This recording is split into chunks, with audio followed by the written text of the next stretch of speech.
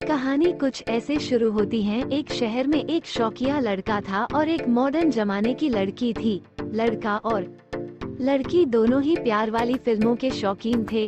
Love वाली film देखकर आहें भरते थे और रोज प्रार्थना करते थे, हे भगवान काश हमें भी ऐसा इश्क हो जाए। लड़के ने तो मुरली मनोहर से मन्नत मांग रखी थी कि जिस दिन वह प्यार के इम्तिहान में पास हो जाएगा, कृष्ण के मंदिर में 1.25 किलो देसी घी के लड्डू चढ़ाएगा। इसके लिए वह काफी यत्न भी करता था। मसलन वह प्रचलित फैशन के हिसाब से बालों में जेल लगाता था, रंगीन छींटदार शर्ट पहनता था, उसके नीचे घिसी हुई जीन्स धारण करता था। दिन हो या रात आंखों पर काला चश्मा पहने रहता था। दिन में कई घंटे आईने में अपने शक्ल को निहारा करता था। उसे कई फिल्मों के डायलॉग याद थे जिन्हें वह अपनी होने वाली प्रेमिका को सुनाने के लिए बेताब था, पर उसकी यह मनोकामना पूरी नहीं हुई। हारकर उसने एक प्रेम विशेषज्ञ से संपर्क किया। ये लव गुरु महाराज वाकई गुरु थे। एक अपनी बीबी और 9 प्रेमिकाओं को एक साथ अफोर्ड करते थे, कहीं कोई लफड़ा भी नहीं होने देते थे। ऐसे महानुभावों के तो दर्शन करने से भी पुण्य मिलता है। सो हमारा हीरो उस लव गुरु की शरण में पहुंचा, जाकर सीधे उसके चरणों में गिर गया। लव गुरु ने पहले लड़का देखा, उसका बैकग्राउंड जांचा, उसकी जेब का हाल मालूम किया, इश्क पर उसके इन्वेस्टमेंट की संभावनाएं तलाशी। तब जाकर लव गुरु ने बोला, बालक तेरा भविष्य उज्जवल है, प्रेम की डगर पर तेरी गोटी जरूर फिट बैठेगी। मैं तुझे एक लव लेटर उपलब्ध करा देता हूँ। तू इसकी कंप्यूटर पर 7-8 कॉपी तैयार कर लेना और जहाँ जहाँ तुझे थोड़ी सी भी संभावना लगे इन्हें बांट देना। कामदेव ने चाहा तो तू जल्दी ही इश्क के मैदान में दौड़ने लगेगा। हीरो ने पत्र की स्क्रिप्ट ली। पत्र पढ़कर उसकी बांछें खिल गई। उसने लव गुरु के दोबारा पैर पकड़ लिया। लव गुरु प्रसन्न हुए, उसे विजयी भव का आशीर्वाद दिया। लड़का जब जाने लगा तो उसे पीछे से गुरुजी बोले, बालक इश्क के मैदान में एक बार घुस जाने के बाद कदम पीछे मत हटाना। हो सकता है कि लड़कियों के भाई बाप, उसके नाते रिश्तेदार तेरे 2-4 दांत तोड़ दे, तेरा एकाध हड्डी चटका दे, पर उनसे डरने का नहीं है। दांत नकली लग सकते हैं, हड्डी दोबारा जुड़ सकती है, पर इश्क का चांस एक बार निकल गया तो आसानी से हाथ नहीं आएगा। कहकर लव गुरु ने पान का एक खिल्ली मुंह में ले लिया। लड़के ने बड़े श्रद्धा भाव से गुरु की बातें गांठ में बांध ली और अपने कार्य को अंजाम देने के लिए आगे बढ़ गया। पहले राउंड में उसने प्रेम पत्र की 7 कॉपियां कंप्यूटर पर तैयार कराई।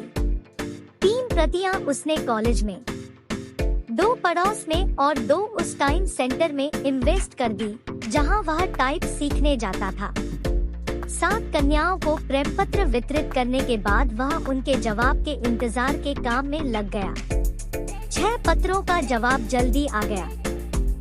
कॉलेज वाली 2 कन्याओं ने तो उसे लगे हाथ थप्पड़ों का भुगतान कर दिया, तो तीसरी कन्या के भाई और उसके दोस्तों ने यह काम संपन्न किया। हीरो का मन कॉलेज से तो खट्टा हो गया, पर मीठे की आशा अब भी थी, क्योंकि पड़ोस और टाइप सेंटर के विकल्प अब भी खुले थे। अगले दिन तक पड़ोस का भी जवाब आ गया। एक कन्या ने बताया कि वह पहले से ही इंगेज्ड है, इसलिए सॉरी। दूसरी की माँ हीरो की माँ से मिलने आ पहुँची। प्रेम पत्र उसके हाथ में थी। फिर क्या था, माँ ने पहले अपना माथा ठोका, फिर लड़के को। मामला फिर भी काफी सस्ते में निपट गया, क्योंकि माँ ने सिर्फ 4-5 चप्पलें मारी और गालियाँ भी 1 दर्जन के करीब ही दी। अब उस हीरो की आशा टाइप सेंटर पर केंद्रित हो गई। वहाँ 2 पत्रों का इन्वेस्टमेंट था। एक लड़की ने तो उसे अपनी शादी का कार्ड थमा दिया। मतलब यहाँ भी भैंस पानी में थी। पर अंतिम और 7वां पत्र, जिस पर सारी उम्मीदें टिकी थी, अब कहानी को थोड़ा लड़की यानी कहानी की हीरोइन की तरफ मोड़ देता हूँ। पहले ही बता चुका हूँ कि लड़की फिल्मों की शौकीन थी। उसका पसंदीदा गाना भी था ऐ काश किसी दीवाने को हमसे भी मोहब्बत हो जाए। वह दिन में 3 बार कपड़े बदलती थी और 30 बार आईना देखती थी। मतलब हर तरह से हीरोइन बनने की पात्रता रखती थी। वैसे उसके मन मंदिर में तो सलमान खान बसा था, पर इतने बड़े हीरो अपनी व्यस्तताओं के कारण न तो वह उसका मोबाइल रिचार्ज करा सकता था, न अपनी मोटरसाइकिल पर मॉल ले जा सकता था, और वह उसे पिक्चर भी नहीं दिखा सकता था। सो इन हालातों में उसे एक फुल टाइम आशिक की जरूरत थी जो ये सब उसकी पूरी कर देता।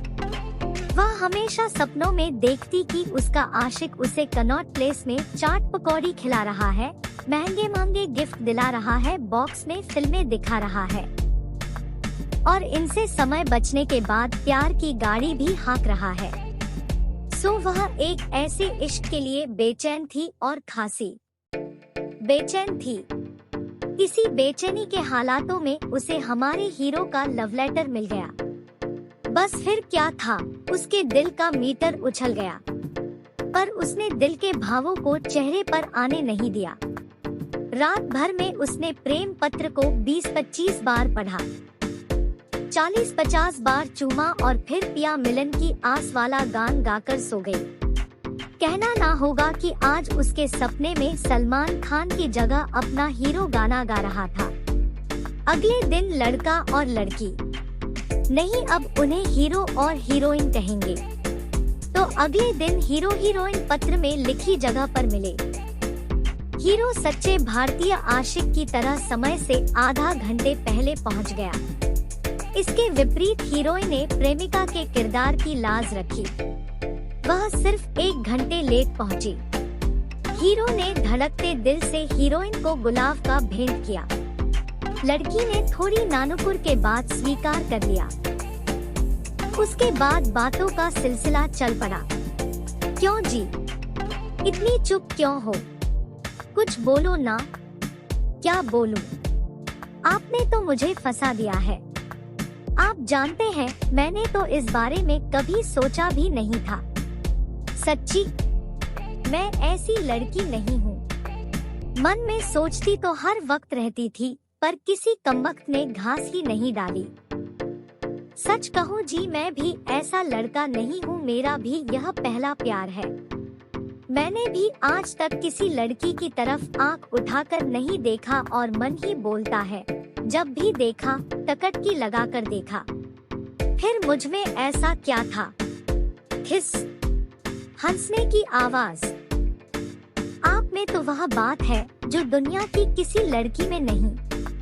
आपकी आंखें प्रियंका चोपड़ा जैसी है, नाक कैटरीना जैसी और होंठ तो बिल्कुल करीना जैसे हैं, पर हीरो मन ही मन बोलता है। बोलना तो आगे भी कुछ चाहता हूँ, पर पहली मुलाकात में नहीं, 5-7 मुलाकात के बाद ही कुछ बोलूँगा, हो सका तो। लड़की शर्मा कर, मैं कहाँ ऐसी हूँ, मैं तो बिल्कुल सिंपल सी हूँ। पता नहीं आपने मुझ में क्या देख लिया। लड़की मन ही मन बोलती है, कमबख्त मेरी तुलना इन फटीचर हीरोइनों से कर रहा है। ये तो मेरे आगे पानी भरती है। 2-4 मुलाकातें और हो जाने दे, फिर देखूंगी तू कैसे हीरोइनों का नाम लेता है। ये आप क्या कह रही हैं? मैं तो पहली नजर में ही आपका दीवाना हो गया था। सोचता था कि प्यार करूंगा तो सिर्फ आपसे ही, वरना जीवन भर कुमारा रहूंगा। तब फिर मन ही मन बोलता है, कब से सोच रहा था ये डायलॉग मारूंगा, पर ससुरा मौका ही नहीं मिला। अब तुम्हें क्या बताऊं कि 7 को लव लेटर दिए थे। पसंद तो मुझे अपनी क्लास फेलो तृष्णा थी, पर ठीक है जो मिल गया। क्या हुआ जी, किस सोच में पड़ गए? अच्छा, अभी आपने कहा था कि मैं अगर आपको नहीं मिलती तो आप जीवन भर कुंवारे रहते। क्या इतनी दूर की सोच रहे हैं? बोलिए ना, चुप क्यों है? हीरो फिर मन ही मन बोलता है, अब क्या बोलूं? घबराहट में ऐसी बेवकूफियां तो हो ही जाती है। गजब कर दिया, अपने पैरों पर पहली मुलाकात में ही कुल्हाड़ी मार ली। लड़की सैंटी हो गई तो आफत आ जाएगी। सुनो जी, क्या सोच रहे हैं? कुछ नहीं। अब बताइए, आपको देखने के बाद सोचने को रह ही क्या जाता है? वह क्या कहा है शायर ने, तुमको देखे कि तुमसे बात करे, बात तो थोड़ी बनी प्यारे। हीरोइन थोड़ा शर्मा के, आप भी ना। अच्छा सुनिए जी, मुझे शिप्रा मॉल जाना है, 1-2 ड्रेस खरीदनी है, आप मुझे वहाँ छोड़ देंगे? पता चल जाएगा मॉल में कि तू कितने पानी में है। ड्रेस खरीदवाएगा तो मामला फाइनल, वरना जय राम जी की सोच लूंगी कोई बहाना। हाँ जी बोलिए, छोड़ देंगे मोटरसाइकिल से? अरे क्यों नहीं, क्यों नहीं, मोटरसाइकिल आपकी और हम आपके, चलिए ना। इसी बहाने आपके साथ कुछ वक्त और गुजर जाएगा। फिर लड़का मन ही मन बोलता है, वक्त तो गुजरेगा बेटे, पर सारा जेब खर्च स्वाहा हो जाएगा। लोंडिया को ड्रेस तो दिलवानी ही पड़ेगी, आखिर फर्स्ट इम्प्रेशन का मामला है। चलिए जी, क्या सोचने लगे? ये तो सोचने लगा, कमबख्त कहीं बाहर छोड़कर ही ना चला जाए। आइए जी, बैठिए। मोटरसाइकिल स्टार्ट करता है। सुनिए, थोड़ा आगे सरककर बैठिए, पिछले पहिए में हवा कम है। जी ठीक है, लड़की मन ही मन बोलती है, ये तो काफी शरारती लगता है, चलो अपना क्या जाता है। हीरो हीरोइन के साथ मॉल जाता है। ड्रेस की दुकान के पास हीरो के कदम ठिठकते हैं। लड़की तड़ाक से हीरो का हाथ अपने हाथ में ले लेती है। नतीजा अच्छा निकलता है, हीरो 3 ड्रेस खरीद देता है। हीरोइन खुश हो जाती है और मोटरसाइकिल पर हीरो से चिपक कर बैठती है। हीरो का इन्वेस्टमेंट सार्थक हो जाता है। 3-4 मुलाकातों में इश्क काफी आगे बढ़ता है। हीरो हीरोइन का मोबाइल रिचार्ज कराता है, चाय पकौड़ी का रसावादन करता है, सिनेमा दिखाता है, गाहे गिफ्ट देता है। बगल में किसी पार्क के कोने में या सिनेमा हॉल के अंधेरे में छुआ-छुई पुछ-पुछ का सुख पाता है। हीरो अपने खर्चे का हिसाब लगाता है। इश्क का सुख उसे खर्चे से बड़ा लगता है और लगभग साल भर तक चलता रहता है। लड़की सुरक्षित दूरी की सीमा को पीछे छोड़कर आधुनिक सीमाओं में प्रवेश करती है, यानी इश्क की गाड़ी अपनी मंजिल तलाशने लगती है। सिनेमा हॉल के अंधेरे में एक कोने में इश्क का नशा दोनों को पागल कर देता। वो दोनों उस अंधेरे में एक दूसरे के साथ आलिंगन करते। हीरो अपना हाथ उसके ऊपर वाले कपड़े के अंदर डालकर दोनों छोटे छोटे संतरों को प्यार से सहलाता और एक हाथ उसके नीचे वाले कपड़े के अंदर डाल देता और प्यार का ऐसा नशा में वो दोनों भीग जाते थे। एक दिन लड़की के रिश्ते वाले घर आते हैं। लड़का अपने बाप की इकलौती संतान है, बैंक में ऑफिसर है, अपना घर का मकान है, देखने सुनने में अच्छा है, हीरो से अच्छा। रिश्ता पक्का हो जाता है। हीरोइन और हीरो फिर मिलते हैं। सुनो जी, आज मेरा मन बहुत खराब है। क्या हुआ जानू? पता है आज सुबह मेरा रिश्ता पक्का हो गया। हे भगवान, ये किसको हमारे प्यार की नजर लग गई। गहरी सांस लेते हुए, रो मत, भगवान ठीक करेगा। भगवान तो जो करता है ठीक ही करता है। लड़का मन ही मन बोलने लगा, मैं तो सोच ही रहा था कि मेरे गले ना पड़ जाए, वरना बापू बहुत मारता, लाखों का दहेज मारा जाता। तुम बताओ जी, अब मैं क्या करूं? मन तो करता है कि जहर खाकर जान दे दूं। अरे अरे, रो मत, तुम रोती हो तो दर्द मेरे दिल में होता है। वाह क्या फंडू डायलॉग मारा है प्यारे। सच्ची कहती हूँ मैं तुम्हारे बिना एक पल भी नहीं रह पाऊंगी। तुम कहो तो मैं शादी के लिए इनकार कर दूं। तुम्हारी नौकरी लगने तक मैं इंतजार कर लूंगी। लड़की मन ही मन बोलती है, निठल्ले तू बस इश्क के मतलब का ही है, वरना क्या अब तक नौकरी ना पा जाता। तेरा इंतजार करे मेरी जूती, मैं तो बैंक अफसर की बीवी बनूंगी। बोलो ना जी, क्या कहते हो? मैं क्या कहूँ जानू, मैं तो किसी लायक हूँ ही नहीं। माँ बाप के टुकड़ों पर पल रहा हूँ और पता नहीं नौकरी कब तक मिलेगी। फिर लड़का मन ही मन बोलता है, मिल भी जाए तो क्या तुझसे शादी करूंगा। तेरा कंजूस बाप कुछ देखा भी तो तुम क्या कहते हो मैं जीते जी उस नर्क में गिर जाऊं। सच कहती हूँ कि तुम्हारे बिना मैं एक पल भी नहीं जी पाऊंगी। क्या कहा जानो मजबूरी है, तुम मेरा इंतजार भला कब तक करोगी। तुम्हारी 2 बहनें और भी तो है, मेरी मानो तो तुम शादी कर ही लो। सुनो जी अब तुम रोने लगे, प्लीज मत रो। देखो हम दोनों एक दूसरे से हमेशा प्यार करते रहेंगे, शादी के बाद भी। सच कहती हो ना मुझसे शादी के बाद भी प्यार करोगी। हीरोइन चली जाती है। हीरो कुछ देर वहीं खड़े होकर मुक्ति का आनंद लेने के लिए एक सिगरेट फूंकता है। अपने मोबाइल से संभावित गर्लफ्रेंड का नंबर मिलाता है, कुछ पुराने डायलॉग दोहराता है। भावी गर्लफ्रेंड से मिलने का टाइम फिक्स हो जाता है।